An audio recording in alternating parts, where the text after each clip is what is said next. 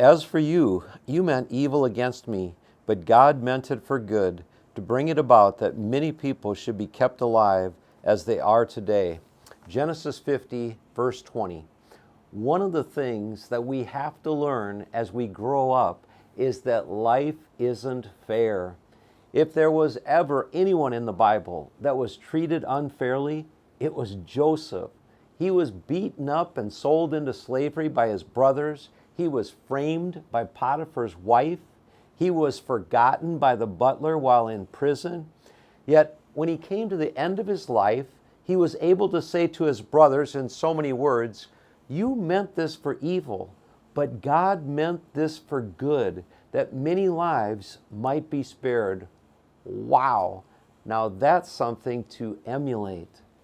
So what do we do when life isn't fair to us? I think often there's a fork in the road. We can either take on a victim mentality that says, life hasn't been fair to me, people haven't been fair to me, that's why I'm in the mess that I'm in. Or we can ask God to give us an overcomer mentality that says, you can put any obstacle you want in my way, and with God's strength, I will go around it, over it, or through it. An overcomer mentality asks God for the strength to persevere through hardship and setbacks and doesn't blame people and circumstances. I think that it would have been easy for Joseph to give up on life and, figuratively speaking, thrown in the towel. But he didn't.